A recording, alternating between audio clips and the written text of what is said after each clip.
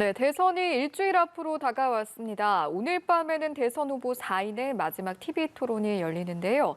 예측하기 어려운 두 양강 후보들의 초접전 대결 양상 속에 또 어떤 쟁점들이 막판 전국을 흔들지 주목받고 있습니다. 이 시각 정치권 이슈들 김수민 시사평론가와 함께 짚어보도록 하겠습니다. 어서 오십시오. 네, 반갑습니다. 네, 안녕하세요.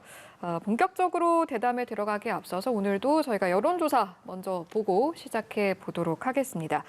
네, 오늘 새롭게 나온 리얼미터의 조사 결과인데요. 보시는 것처럼 이재명 후보가 43.1% 그리고 윤석열 후보가 46.3% 나타내면서 여전히 오차 범위 내에서 접전을 벌이는 것으로 나타나고 있습니다. 심상정 후보가 1.9%, 안철수 후보 6.7% 나타냈는데 일단 오늘이 여론조사 공표 마지막 날인데 지금 그런 시점인데도 불구하고 계속해서 오늘까지도 안개 속 판세가 이어지고 있지 않습니까? 일주일 뒤에 있을 대선에서도 좀 비슷한 양상일 것이다 이렇게 추측해봐도 되는 상황입니까? 네, 이번 대선은 유난히 엎치락 뒤치락하는 흐름이 심한 선거입니다. 시소 대선이라고 저는 표현을 하고 싶은데 네. 사실 과거 대선에서도 이 정도의 크로스가 빈번한 대선은 없었습니다. 그나마 2002년 대통령 선거 때 이회창 후보가 앞서 나가다가 노무현 후보가 역전을 했고 그다음 다시 재역전이 됐다가 나중에 한 번 더 역전해서 한 3번 정도 크로스에서 선거가 끝이 났는데 이번 선거는 그 여론조사 그래프를 비교를 해봐도 각 여론조사마다 편차도 좀 심하거니와 한 여론조사 그래프를 골라서 봐도 몇 번을 크로스했는지 잘 세기가 어려운 그 정도의 선거거든요. 예. 지금도 이제 계속해서 굉장히 팽팽한 상황에서 출렁출렁하고 있다라고 할 수 있는 거고 어떻게 보면 좀 허망한 사실은 1년 전으로 시점을 거슬러 올라가 보겠습니다. 3월 초 시점인데 예. 그때 이제 LH 사태가 터졌었고요. 그리고 윤석열 후보가 검찰총장을 사퇴하던 시점이었거든요. 그러면서 이낙연 전 대표라든지 기성 대선 주자들이 조금 몰락을 하고 이재명 대 윤석열이라고 하는 양강 구도가 이미 드러나기 시작하던 그런 시점이었습니다. 근데 1년 동안 굉장히 치열한 선거, 경선 이런 것들 다 치렀는데 지금 결과는 비슷비슷하게 나오고 있다라고 하는 것입니다. 1년 동안에 굉장히 두 후보한테도 많은 일들이 있었는데 예. 그럼에도 불구하고 현재의 이 접전이라고 하는 것은 1년 전의 양상하고 거의 비슷하다라고 하는 거 이것이 이제 한국 정치의 좀 묘미다 이렇게 볼 수도 있겠습니다. 예. 이런 상황 속에서 오늘 밤에 또 마지막 TV 토론이 열리게 되는데 아직까지 이제 마음을 정하지 못한 부동층에게 굉장히 중요한 변수가 될 수 있지 않겠느냐 이런 분석도 있는 것 같습니다. 실제로 좀 변수가 되리라고 보십니까? TV 토론 때문에 생각을 바꾼다라고 하는 사람이 그렇게 많지는 않은 것으로 항상 뭐 어느 나라든지 그렇게 예. 드러나고는 있는데요. 근데 조금 이제 변수가 될 수 있는 것은 두 후보 사이에서 선택을 하지 못하고 고민하는 사람들이라든지 혹은 선택을 했는데도 고민이 된다는 사람들이 좀 어떻게 보면 많은 편입니다. 비호감 대선이다 이런 얘기는 많이 이미 들어보셨을 텐데 예. 그러다 보니까 어떻게 보면 2012년 대통령 선거 때 박근혜 후보 대 문재인 후보 이때에는 양쪽 진영이 굉장히 어떻게 보면 깔끔하게 총력적인 그런 집결을 해서 대결을 해서 50대 50으로 갔다면 이번에는 굉장히 좀 울퉁불퉁한 대선이고 또 안에서도 좀 혼탁한 이런 느낌들이 좀 강한 편입니다. 그러다 보니까 아직까지 마음을 못 정한 분들이 있기 때문에 어쨌든 정치 세력이나 후보들 입장에서는 TV 토론에 끝까지 사활을 걸 수밖에 없는 것이고 그리고 TV 토론이 예를 들어서 미국 대선 TV 토론처럼 1대1로 치러진다 이렇게 되면은 사실 한쪽과 저쪽에 지지층이 굳건하게 서 있는 상태이기 때문에 그 사이로 오고 가는 사람들이 선거 막판에는 이미 굉장히 줄어있거든요. 근데 이 우리 대선 같은 경우는 오늘도 사자 토론으로 치러지기 때문에 어떤 후보에서 어떤 후보로 표가 건너가는 이 경우의 수가 좀 많은 편입니다. 그런 의미에서는 TV 토론이 변수가 또 될 수 있다. 소수파 후보 입장에서나 예. 다수파 후보 입장에서나 이제 어떻게 보면 다수파 후보 대 대결만큼 치열한 것이 혹은 그 이상으로 치열한 것이 소수파 후보 대 다수파 후보의 대결이거든요. 예. 이런 것들까지 감안했을 때는 아마 그 사이에서 아직까지 고민하고 있는 분들한테는 그래도 TV 토론만큼의 척도, 잣대는 없을 것이다 이렇게 봅니다. 네. 아직까지 정하지 못하신 분들에게는 그래도 어느 정도의 척도가 될 수 있을 것이다라는 말씀이셨습니다. 갑자기 좀 궁금해지는 게 그동안 또 이제 대선 후보들 사이에 TV 토론이 여러 번 있기는 하지 않았습니까? 그동안 여론조사에 뭔가 반영이 된 것 같다라고 볼 수 있는 수치가 나왔던 적이 있습니까? 결과적으로는 좀 반영이 많이 되지는 않지 않았나 이런 생각이 듭니다. 그러니까 토론 이후에 사실 토론을 누가 잘했느냐 이런 여론조사도 여러 차례 실시가 됐거든요. 예. 그걸 통해서 대중의 반응 그리고 어떤 후보는 지지율보다 좀 많이 웃도는 그런 평가를 받은 후보도 있고 자기 지지율보다 더 밑도는 평가를 받은 후보도 있기는 합니다. 근데 이제 지지율 상으로는 크게 그게 숫자 양적으로 따졌을 때는 크게 차이는 없었다라고 하는 측면이 있죠. 근데 한 가지 이제 그래도 주목을 해봐야 될 부분이 지지층은 양도 있고 지지율의 높이도 있지만 질도 있고 깊이가 있습니다. 지지에도. 네. 예, 이 질과 깊이 이런 것들이 그 지지층의 견고함이라든지 그리고 그 지지자가 자신 있게 자기 후보를 딴 데 가서 홍보할 수 있는 이런 또 원동력이 될 수 있는 거거든요. 그래서 어쨌든 결과적으로 별로 차이가 없지 않았느냐 이렇게만 넘길 일은 아닌 것 같고 그리고 오늘 또 TV 토론은 결국에 잘하느냐도 중요하지만 실수를 하느냐 이런 것도 굉장히 중요한 관건입니다. 예. 예, 그런 것들까지 포함을 한다면 끝까지 사활을 걸 수밖에 없고 관건이 될 수밖에 없는 TV 토론이 될 것 같습니다. 예, 그렇겠네요. TV 토론을 앞두고 또 어제부터 오늘까지 급부상한 이슈가 있습니다. 김동연 후보가 이제 후보직에서 중도 사퇴를 하고 이재명 후보 지지하겠다 이렇게 선언을 했는데 이런 모습들 좀 어떻게 보셨는지 통합정부론을 이제 민주당이 당론으로 채택하기도 했는데 여기에 좀 탄력이 붙고 있다 이렇게 보면 되는 겁니까? 근데 민주당이 일단은 그 구애라고 표현할 수 있겠죠. 그 대상으로 삼았던 상대는 김동연 후보보다는 아무래도 지지율이 그래도 상대적으로 높은 안철수 후보나 심상정 후보 쪽이었는데 이 두 후보가 응하고 있지 않기 때문에 예. 그 효과가 아직까지는 미미하다라고 볼 수 있겠습니다. 물론 김동연 후보라도 하는 것이 아예 없는 것보단 낫다라고 예. 볼 수가 있겠고 사실 이재명 김동연 연대 같은 경우 좀 늦은 감이 있는 게 거꾸로 말해서 빨리 했으면 효과가 있었을 뻔한 것이 김동연 후보의 지지율과는 상관이 없이 이재명 후보하고 김동연 후보는 좀 상보적인 상호 보완적인 이미지와 이력들을 갖고 있거든요. 이재명 후보 같은 경우는 뭐 기본소득이라든지 기존의 어떤 주류 경제학에서 채택하지 않았던 그런 아이디어 이런 것들을 많이 정책으로 냈었고 사실은 이재명 후보도 어떻게 보면 그렇게 진보적이지 않은 경제학을 갖고 있다고 지적도 받고 있지만 대중적인 이미지는 좀 부정적으로 묘사했을 때는 좀 과격하다. 뭐 급진적이다 이런 이미지가 없지는 않습니다. 근데 김동연 후보의 경우는 여러 정권을 거치면서 경제 관료를 지냈고 예. 이 정권이나 저 정권이나 통용되는 어떤 법칙 이런 것들을 잘 꿰고 있는 그런 경제 전문가라고 볼 수 있거든요. 그럼 그 두 사람이 어떤 시너지 이런 것들을 기대할 만하다. 지지율을 떠나서. 근데 그것이 좀 시너지를 발휘하기 위해서는 이 연대는 이재명 김동연 연대만큼은 좀 이왕에 되는 거라면 빨리 되는 것이 효과가 컸을 것이다. 이렇게 보여집니다. 예, 국민의힘에서도 두 사람의 단일화가 표심에 큰 영향을 주지 않을 것이다 이렇게 분석을 했던데 평론가님도 그러면 조금은 그 이야기에 동의를 하신다라고 봐도 되는 겁니까?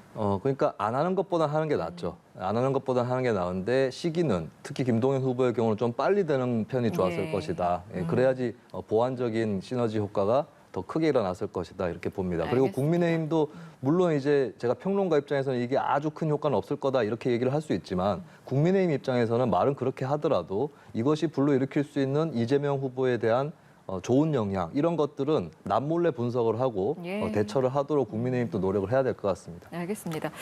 앞서 통합정부론 이야기를 하면서 이제 실질적으로 안철수 후보, 심상정 후보는 여기에 좀 크게 응하지 않고 있다라고 말씀을 해주셨는데 그래서인지 이제 안철수 후보가 또 연대 캐스팅 보트로 떠오르기도 하고 앞으로 좀 입장 변화가 있을지 이런 것들에도 관심이 많이 쏠리고 있는 것 같습니다.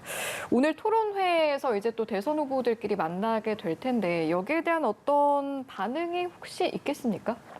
안철수 후보는 뭐 토론 같은 경우 초반 토론에서는 조금 공격의 무게라든지 횟수 이런 것들이 이재명 후보 쪽으로 좀 크게 실려 있는 예. 그런 모습을 보였습니다. 윤석열 후보 쪽에는 주로 식견 테스트 같은 질문들을 많이 했었고 예. 이재명 후보 쪽으로는 정체성에 대한 비판 이런 것들을 했기 때문에 조금 더 반이재명 성격이 더 강했다고 볼 수 있는데 근데 이제 단일화 결렬 선언을 한 뒤부터는 정권 교체만 한다고 해서 다 되는 게 아니다라고 하는 그런 논의를 펴고 있어서 양쪽에 대한 공격이 비슷하게 나타나고 있어요. 예. 그리고 사람들이 느껴지기에는 예전에 크게 공격하지 않았던 쪽을 조금 더 때리기 시작하면 그쪽이 더 공격을 받는 것처럼 느껴집니다. 예. 그러다 보니까 이제 어떻게 느껴지게 되냐면 이제 윤석열 후보를 더 때리는 것이 아니냐 이렇게도 느껴지는 거거든요.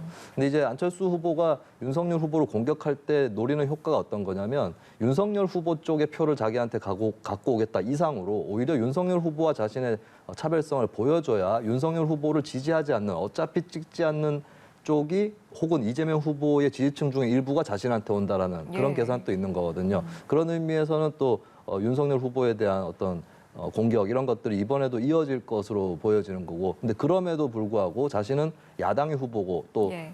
굳이 얘기하면 정권 연장보다는 교체다 이걸 보여주기 위해서 이재명 후보도 또 공격을 할 것이다. 결국에 번갈아 공격하는 그 시나리오가 계속 이어지지 않을까 그렇게 예. 보여집니다. 그리고 만약에 이대로 되지 않는다. 네. 한쪽으로 조금 기울어진 듯한 모습을 취한다고 했을 때는 대중이라든지 이제 뭐 언론에서도 혹시 그쪽하고 연대하는 건 아닌가 이런 또 전망, 추측 예. 이런 게 나올 수도 있겠다고 봅니다. 예, 토론을 한다면 양강 후보 번갈아 가면서 좀 공격을 하지 않을까라고 추측을 해주셨고, 만약에 한쪽으로 좀 기울어진다면 또 다양한 분석이 나올 것이다라고 해주셨는데, 평론가께서는 그렇다면 만약에 한쪽으로 기운다라고 치면 어느 쪽에 좀 더 공격이 기울어질까라고 예측을 하세요? 근데 이게 아까도 말씀드렸지만 A와 B가 있을 때 A를 공격하는 이유가 예. A의 표를 깎기 위함이 아니라 거꾸로 성동격서식으로 B의 표를 땡겨오기 위함일 예. 수도 있는 거거든요. 그래서 이거를 이제 좀 특히 안철수 후보 같은 경우는 심상정 후보 예를 들어서 심상정 후보 같은 경우는 진보 좌우로 치면 좌쪽 후보입니다. 근데 안철수 후보 같은 경우는 또 중도 포지션이거든요. 그렇기 때문에 이게 더 애매모호해요. 이쪽을 때리고 있는데 저쪽 반대편의 표를 오히려 끌어가려고 하는 게 아니냐 이렇게도 비칠 수 있어서 좀 토론을 이건 심도 있게 어떤 내용을 하느냐 이걸 좀 더 지켜봐야 좀 가늠할 수 있는 부분이 아닌가 그렇게 보여집니다. 예, 알겠습니다. 오늘 이제 토론이 열리면 그 부분도 확인해서 주의 깊게 보면 좋을 것 같습니다. 이런 상황에서 홍준표 의원의 경선 캠프 인사들이 어제 이재명 후보 지지 선언을 해서 또 굉장히 눈길을 끌었는데, 이런 흐름들은 저희가 좀 어떻게 분석을 하면 좋겠습니까? 네, 이거 특이해 보이는 흐름이고 또 오늘 박근혜 전 대통령 동생인 박근영 씨가 예. 이재명 후보 지지 선언을 했거든요. 이런 현상들 어떻게 볼 거냐 했을 때 이거는 시청자분들도 특별한 정치적 현상으로 안 보셔도 됩니다. 우리 일상에서도 많이 겪는 그런 현상인데 예. 사실 뭐 원래부터 친하지 않았던 사람, 원래부터 적이라고 생각했던 사람끼리는 기대감도 별로 없고 가까이서 부대끼면서 갈등하는 그런 일이 별로 없습니다. 예. 근데 오히려 뭐 예를 들어서 가족이었거나 친구였거나 이런 사람들끼리 싸우기 시작하면 이제 그 사람이 주적이 되어버리는, 가까이서 부대꼈고 서로 간의 약점이라든지 볼 걸 못 볼 걸 다 봤다라고 하는 그런 사이가 되지 않습니까? 그러다 보니까 특히 이제 경선 기간 중에 싸우다 보면은 상대 후보의 단점이나 이런 것들이 굉장히 크게 보이는 거거든요. 그래서 나는 도저히 내가 싸워봐서 하는데 같은 당을 했지만 도저히 지지를 못하겠다 이런 현상이 일어나는 겁니다. 네. 전쟁을 해도 내전을 하는 게 가장 심각하고 폐해가 크다라고 할 정도로 이런 내전이 무서운 것이고, 또 한국이 이제 거대 양당 위주의 정치를 하고 있는데 네. 이 거대 양당 위주의 정치를 하는 것은 거대 양당의 공천을 받아야 승리하기 쉽다라고 하는 그 간결한 공식을 따라온 결과인 거죠. 그러다 보니까 한 당에 굉장히 많은 사람들이 섞이고 부대끼는 이런 문화가 되기 마련이고, 또 이 정파라든지 흐름 간의 어떤 공존, 타협 이런 것들은 또 잘 안 됩니다. 주로 이긴 쪽이 당권이나 대권을 독식하는 쪽으로 흘러왔기 때문에 예. 굉장히 치열하고 격렬한 싸움을 벌이거든요. 예, 그 싸움 끝에 후보들이야 원팀을 이뤘습니다. 경선 후보들은. 그렇지만 그 후보를 따르는 사람들은 결국에 오히려 상대편으로 아예 넘어가 버리는 이런 사태가 벌어지는 거고, 여기에 대해서 홍준표 의원의 입장도 독특했는데요. 네. 어떤 지지자가 이런 현상들 어떻게 보시냐라고 네. 하니까 운명이다. 운명이라고 생각합니다라고 답변했습니다. 그렇군요.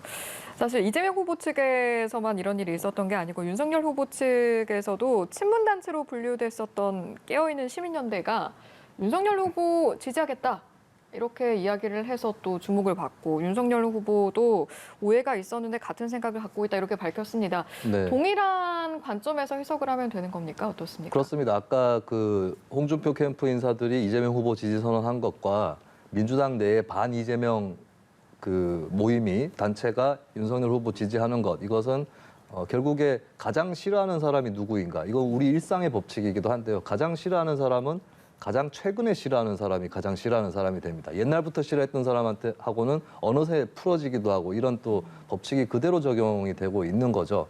그런 의미에서 어떻게 보면 윤석열 후보 측이나 이재명 후보 측이나 외연을 확장하기 위해서 상대 진영에 있었던 사람들의 지지를 끌어오지만 근데 결국에는 그게 서로 엇갈려서 나타나면서 마치 스포츠팀에서 선수들 트레이드 하듯이 맞트레이드 하듯이 그렇게 결과가 벌어지고 있는 거거든요. 이게 네. 굉장히 진풍경이다라고 하는 거고. 근데 저는 아까 전에 홍준표 캠프 인사들의 이재명 후보 지지나 그리고 반이재명 민주당 단체, 민주당 스펙트럼에 있는 단체의 윤석열 후보 지지나 예. 두 가지 다에 대해서 제가 말씀드리고 싶은 건 이들은 굉장히 그 일반 유권자들하고는 또 다르다. 라고 하는 것입니다. 예를 들면 그럼 윤석열 후보가 친문단체에게 지지를 받았다라고 하는데 여론조사를 보면은 민주당 지지층이나 문재인 대통령 긍정평가층한테는 아직도 굉장히 낮은 그런 지지를 받고 있거든요. 예. 그것은 이재명 후보도 마찬가지입니다. 국민의힘 지지층 중에 이재명 후보를 지지하는 사람은 마찬가지로 낮아요. 그래서 일반 유권자들은 좀 이런 성향은 약하다. 일반 유권자들은 원래 지지하는 정당이 있으면 그쪽으로 결집하는 현상이 좀 강한 편이고 예. 여기서 이제 이 흐름을 보여주고 있는 서로 이제 엇갈려서 나아가는 이 흐름을 보여주고 있는 사람들은 굉장히 정치에 고관여를 하고 있는 사람들이거나 나아가서는 활동가에 해당하는 그 정도 사람들이 보여주는 현상. 그래서 이것을 두 후보 측에서는 저쪽 편에서 우리한테 넘어오니까 굉장히 고무적이다. 예. 이렇게만 받아들일 일은 아니다. 굉장히 국한된 현상이다라는 것도 주의를 해야 될 겁니다. 그렇군요. 알겠습니다.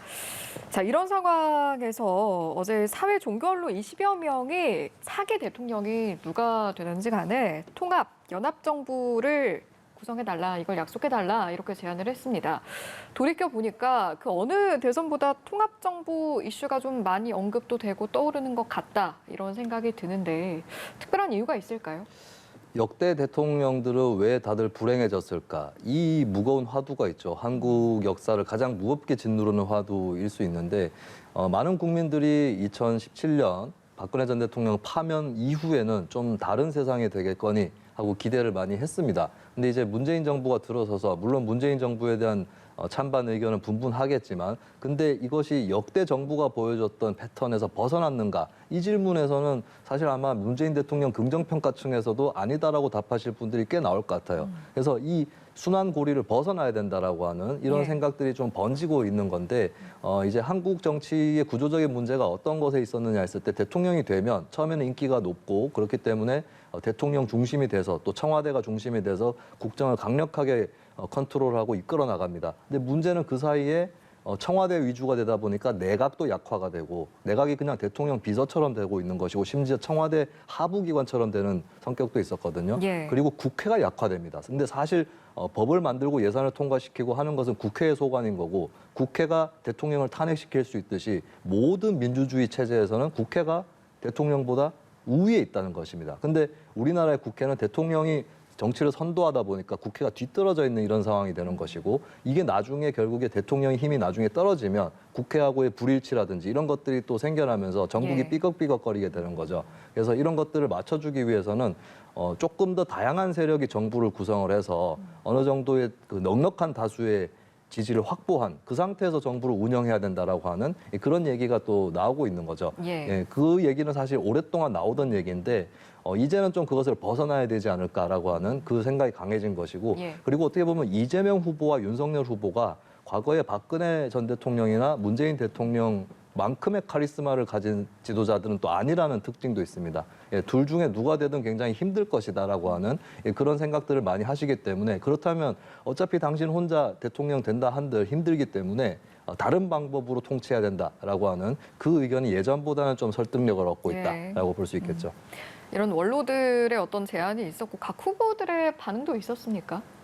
네, 일단은 여기에 대해서 민주당 쪽에서는 우리 생각과 같다라고 얘기를 하고 있습니다. 어찌됐거나 민주당이 그동안에는 어떤 연합정부, 다당제 이런 거에 대해서 거리를 두어왔었고 심지어는 위성정당 이런 걸 만들면서 이제 그런 흐름을 어떻게 보면 막아왔었죠. 근데 이번에는 주로 이제 정의당, 국민의당 그리고 시민사회 일부에서 요구하고 있던 선거제도 개혁 그리고 책임 총리제 이런 것들을 이제 받아들이는 방향으로 일단은 가고 있는데 예. 문제는 이제 한계랄까 이런 것들은 안 하던 것을 한다라고 하는 점. 그래서 선거 막판에 진정성이 떨어진다 이런 비판을 많이 받고 있습니다. 예. 근데 이제 한편으로 국민의힘에서는 어떻게 대응할 거냐. 근데 국민의힘의 대응책은 아직까지는 딱히 나온 것 같지는 않습니다. 그리고 윤석열 후보 본인이 TV 토론에서 선거제도 같은 거는 대선 공약으로 낼 일이 아니다라는 입장을 표명을 했어요. 그래서 국민의힘이 남은 기간 동안에 이 여권의 통합정부론에 대응할 수 있는 또 다른 카드를 내놓을 건지 아니면 이 통합정부는 진정성이 없고 우리는 그런 것에 어떤 상대를 하지 않겠다 이 입장으로 갈 건지 예. 이 기로에 서 있는데 현재로서는 좀 후자 쪽에 가깝지 않을까. 예, 통합정부를 어떻게 하느냐에 대한 대안보다는 이것을 지금 얘기하는 것이 적절치 않다라고 하는 시기상조론에 가깝게 흘러가지 않을까 그렇게 봅니다. 예, 알겠습니다. 다시 토론 이야기로 잠깐 돌아가 보겠습니다. 오늘 이제 진행되는 토론은 사회 분야를 또 주제로 토론이 진행되다 보니까 여성 정책 이런 이야기들도 나올 수 있지 않을까 기대가 되는데 아무래도 후보들도 좀 수위 조절에 대한 고심이 있겠다 이런 생각도 듭니다. 어떻습니까? 네, 아마 사회 분야 토론은 예전에 다른 토론에 비해서는 쟁점이 작을 수 있습니다. 예. 왜냐하면 어떤 후보든 간에 복지를 확대하겠다라는 공약을 많이 내고 있거든요.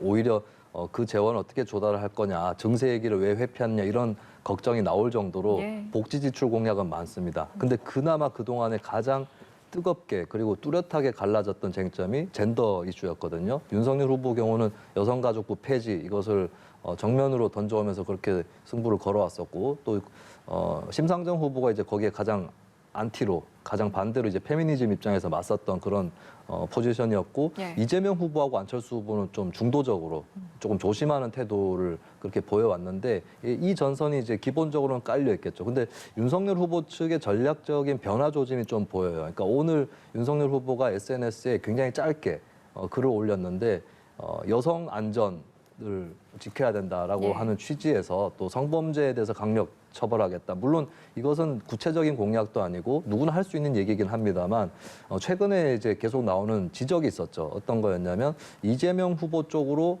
20대, 30대 여성이 결집하고 있다. 사실 이재명 후보도 청년 여성의 지지가 높지 않은 편이었었습니다. 예. 청년 여성 쪽은 이제 어떤 거대 양당보다는 좀 다당제적인 그런 구도 속에서 소신 투표를 하는 성향이 가장 강한 계층이었는데 윤석열 후보에 대한 두려움 이런 것들이 한편에서 좀 커지다 보니까 이재명 후보라도 찍어야 되는 거 아니냐 이런 얘기가 나오는 거거든요. 여기에 예. 대해서 윤석열 후보 측은 이재명 후보로의 결집 이런 걸 막기 위해서 오늘 토론에서는 조금 뭐 이대남 마케팅이랄까 그렇게 해왔던 것을 조금 누그러뜨리고 통합적인 메시지를 낼 가능성이 좀 높다라고 하는 것입니다. 알겠습니다. 토론 이야기 좀 더 이어가기 전에 저희가 잠시 속보가 들어온 내용이 있어서 이 내용 전해드리도록 하겠습니다. 2달 넘게 이어지면서 CJ 대한통운 본사 점거 농성으로까지 격화됐던 택배 노조 파업 조금 전에 타결됐다는 소식이 들어와 있는데요. 민주노총 택배노조와 CJ 대한통운 대리점 연합이 파업 사태 해결을 위해서 오늘 오후에 다시 대화에 나선 상황이었습니다. 그런 상황에서 파업이 조금 전 타결이 됐다 이런 속보고요. 좀 더 자세한 소식은 들어오는 대로 저희가 추가로 정리해서 전해드리겠습니다. 네, 토론 이야기로 좀 잠시 다시 돌아와 보면 사실 그동안 이제 토론을 쭉 보면서 암묵적으로 좀 공세를 삼갔다라고 볼 수 있는 게 배우자 리스크 문제일 텐데 또 마지막 TV 토론이다 보니까 오늘은 또 이 이야기가 도마 위에 오를 수 있지 않을까? 이런 분석이나 기대도 있습니다. 어떻게 예상하십니까? 네, 오늘 마지막이기 때문에 오를 가능성이 좀 있다고 보여져요. 사실 대장동 의혹이라든지 이런 것들은 예전에도 몇 차례 다뤘었고 그리고 후보자 입장에서는 여러 가지 이슈로 네거티브를 하기는 좀 어렵습니다. 그렇게 되면 이제 스스로 좀 박덕한 이미지 이런 것들을 또 가질 수 있기 때문에 네. 좀 골라서 나오는 그런 경향이 있는데 배우자 리스크 부분은 많이 얘기는 안 됐었거든요. 그리고 끝까지 좀 집요하게 추궁을 해야겠다 싶은 그런 사안이 또 있을 겁니다. 네. 그런 의미에서는 이번엔 좀 드러날 가능성이 높다. 다른 이슈보다 더 높을 수도 있다라고 하는 것이고 뭐 예를 들면은 이제 이것은 뭐 배우자 리스크라고만 볼 수는 없는 것인데 경기도지사 시절에 김혜경 씨가 불법 의전을 받은 부분 이런 것도 윤석열 후보 쪽에서 다시 한번 재론을 할 가능성이 있어 보이고 그리고 김건희 씨의 도이치모터스 주가 조작 의혹 이것도 조금 더 그동안 보도된 것이 양사한다 보도된 게 좀 더 있었기 때문에 네. 그것을 가지고 양쪽에서 한 번은 더 들고 나올 수 있습니다. 그리고 두 후보가 하지 않으면 다른 군소 후보가 할 수도 있다라고 하는 거 이것까지 감안하면은 그래도 네거티브 공세가 전혀 없다 이렇게 예측하기는 어렵다고 봅니다. 네, 알겠습니다. 대선이 이제 일주일 앞으로 다가왔고 각 후보들 아마 표심 공략에 더욱더 힘을 쏟을 텐데요. 보니까 이재명 후보는 이제 수도권 표심 공략에 총력을 기울일 것으로 보이고 윤석열 후보는 뭐 영남, 충청 그리고 나서 이제 수도권 표심을 좀 공략을 할 것으로 보입니다. 이런 일정 속에서도 좀 들여다볼 수 있는 각 후보의 어떤 내심이라고 할까요? 그런 부분들이 있겠습니까?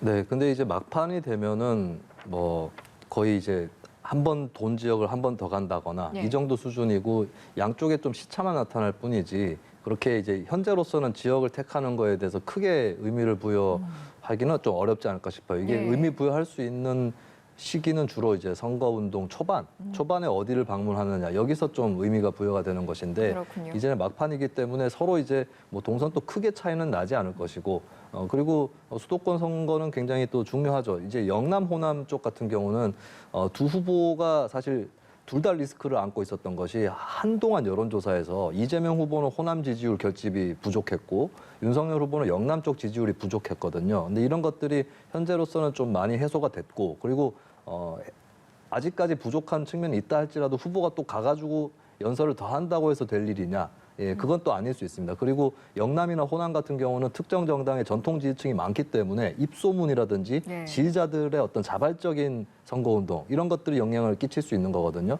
그렇다면 후보 입장에서는 그런 것들이 좀 약한 대도시라든지 또 중부권, 수도권 이쪽으로 조금 더 막판에 유세를 하는 것이 정석처럼 그렇게 비춰져 왔습니다. 예. 눈여겨볼 만한 부분은 마지막 날 어디에 가느냐 이것도 한번 눈여겨볼 만한 부분인데 미리 한번 말씀을 드리겠습니다. 알겠습니다. 시간 40초 정도 남겨두고 있는데 이 내용 마지막으로 여쭤보고 마무리하겠습니다. 이제 사전투표가 이틀 남았는데 사실 사전투표를 두고도 후보 간 유불리, 여야 간 유불리 이런 이야기 많이 나오고 있습니다. 그런데 이번에는 어느 때보다 여야 모든 후보들 다 독려를 하고 있어요. 왜 이런 모습들이 나오고 있을까요? 사전투표 동료 자체가 선거운동이거든요. 그리고 사전투표를 하지 않더라도 사실 그 지지자는 본투표날 하게 돼 있습니다. 그래서 꼭 사전투표를 해야 된다. 그리고 사전투표율 속에 누군가의 유불리가 드러난다. 이것은 저는 미신에 가깝다라고 그렇습니까? 보는데 근데 사전투표를 독려하는 합리적인 이유는 이 자체가 선거운동이기 때문이고 예를 들면 A라는 어떤 후보를 지지하기로 확고하게 마음먹은 지지자가 있습니다. 이 사람이 사전투표 동료를 받게 되거나 혹은 자신이 하게 되었을 때 그 사람 주변에 있는 조금은 의견이 무르익지 않은 사람도 같이 데리고 갈 수 있는 거거든요. 야, 너도 투표해라. 이런 식으로 해서 그러면 이제 사실 이게 낙장불입이란 말이 있죠. 사전 투표를 해버리면 그 사람의 마음 바뀌기 어렵습니다. 그리고 어디 가가지고 내가 그 후보 괜히 찍었다라고 얘기도 안 나옵니다. 그냥 내가 찍었기 때문에 긍정을 하게 되는 거예요. 그러면 사전 투표를 하게 될수록 선거 운동원이 늘어나는 듯한 효과가 있습니다. 예. 그렇기 때문에 여러 정치 세력들이 다 사전 투표를 독려할 수밖에 없는 거다. 이거 알겠습니다. 합리적인 이유가 있다. 이렇게 말씀드립니다. 예, 여기까지 듣고 마무리하겠습니다. 지금까지 김수민 시사평론가와 함께했습니다. 고맙습니다. 예, 감사합니다.